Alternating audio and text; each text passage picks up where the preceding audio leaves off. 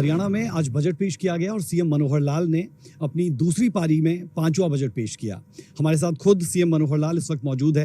Sir, सबसे पहले मैं यही जानना चाहूंगा कि बजट किस तरीके का था, क्योंकि लगातार आप अंत्योदय की बात करते हैं, अंतिम व्यक्ति तक कैसे सबसे ज्यादा फायदा पहुंचाया जाए, उसके लिए मॉनिटरिंग आप कैसे कर रहे हैं और इस बजट में उसकी क्या झलक दिखी? देखिए, समाज के अंदर गरीब लोग जो होते हैं उनका जीवन यापन बड़ा कठिन होता है। एक संवेदनशील सरकार के नाते से हमारे मन में भी आता है कि हर व्यक्ति को, हर परिवार को मुख्य धारा में जुट के चलने का एक अवसर उसको मिलना चाहिए।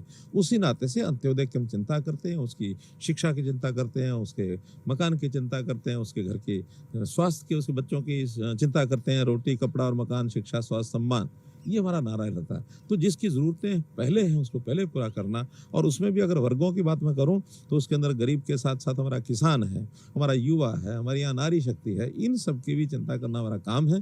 तो हम सब लोगों ने बजट जो बनाया है उससे समाज के अंदर एक संतुष्टि और जो जो आवश्यकताएं जिसकी उसको हमने पूरी की। एक सवाल जहन में ये भी आता है कि स्वच्छता को लेकर बहुत बात होती है और इस बार सीवर को लेकर 100 किलोमीटर तक जो है वो काम किया जाएगा। क्या ये थोड़ा कम रह गया है? इसमें और कुछ हो सकता है या फिर इसे और बढ़ाया भी जा सकता है? इस पर देखिए, जिस प्रकार से एक जनता का दबाव बन रहा है, शहरीकरण हो रहा है, जैसे जैसे आवश्यकताएं बढ़ रही हैं, वैसे वैसे सीवरेज है या सफाई है, इसकी आवश्यकताएं भी बढ़ रही हैं। और कुछ स्थानों के ऊपर तो ये सीवरेज की व्यवस्था 30-30, 40-40 साल पुरानी हो चुकी है, उसको रेनोवेट करना भी जरूरी है। तो इस नाते से हमने 100 किलोमीटर का जो टारगेट रखा है, जहां जहां की आवश्यकता है पहचान करके उसको पूरा करेंगे और पहले वाले जितने काम चल रहे हैं उनको भी पूरा करेंगे। एक आखिरी सवाल किसानों और उद्योगों से जुड़ा हुआ। किसानों के लिए आप एक तोहफा लेकर आए हैं, चुनावी साल भी है, और दूसरा उद्योगों के लिहाज से क्या फरीदाबाद और गुरुग्राम से आगे बढ़कर कुछ और जगहों पर भी ज्यादा झलक दिख सकती है, ताकि रेवेन्यू जनरेशन गुरुग्राम और फरीदाबाद से कुछ और जगहों पर भी दिखे? देखिए, जहाँ तक रेवेन्यू की बात है, हमारा गुरुग्राम जो है वो रेवेन्यू अर्निंग एक स्टेशन है, साथ में फरीदाबाद भी ऐसा हो चुका है जैसे आपने बताया। उसके साथ सोनीपत जिला, रेवाड़ी जिला, रोहतक जिला, पानीपत जिला, ये कुछ एनसीआर के डिस्ट्रिक्ट ऐसे हैं जहाँ आज भी इन्वेस्टर आना चाहता है। उसकी डेस्टिनेशन बन चुका है, उसका एक डेस्टिनेशन प्रेफर्ड डेस्टिनेशन बन चुका है। साथ में पंचकुला है, करनाल है, अंबाला है, जीटी रोड के ऊपर भी ये विषय शुरू हो गए। हिसार के अंदर हमारा एयरपोर्ट बन रहा है, उस एयरपोर्ट पर भी बनने के बाद बहुत से इस प्रकार के लोग जो इन्वेस्टमेंट करने के लिए आ रहे हैं। तो हमारा स्कोप बहुत है। हरियाणा में हर कोने में उद्योगपति जाने के लिए तैयार है, इसलिए सबकी हम योजनाएं बना रहे हैं।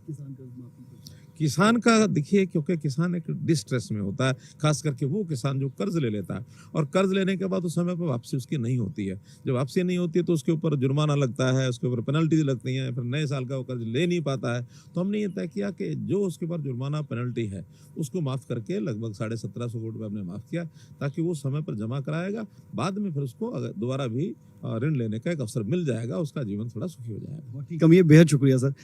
तो सीएम मनोहर लाल को आपने यहाँ पर सुना और उनकी तरफ से क्लियर हर चीज़ को लेकर वो दिखाई दिए। अंत्योदय की योजना की लगातार बात की जाती है, कैसे अंतिम आदमी तक आपको फ़ायदा पहुँचाना है, उस दृष्टि से भी ये बजट बेहद खास है। इस पर भी उनकी तरफ से बात की गई। भूपेंद्र सिंह हुड्डा की तरफ से ये भी बात की गई थी कि राजस्थान को पानी कैसे देंगे। बहुत से ऐसे मसले थे जिन पर सीएम मनोहर लाल की तरफ से बजट को लेकर, बजट के दौरान बहुत सी बातें कही गई।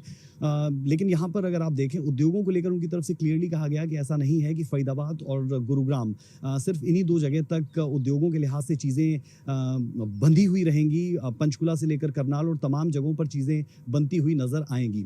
तो कुल मिलाकर विजन है और उस विजन के तहत तमाम चीज़ें आगे बढ़ रही है। जो सबसे खास चीज़ आज देखने को मिली वो ये मिली कि किसानों की जो कर्ज माफ़ी है, वो कर्ज माफ़ी पर तो नहीं गए, लेकिन जो किसानों का कर्ज है उस कर्ज के तहत जो ब्याज है उसे माफ़ कर दिया जाएगा।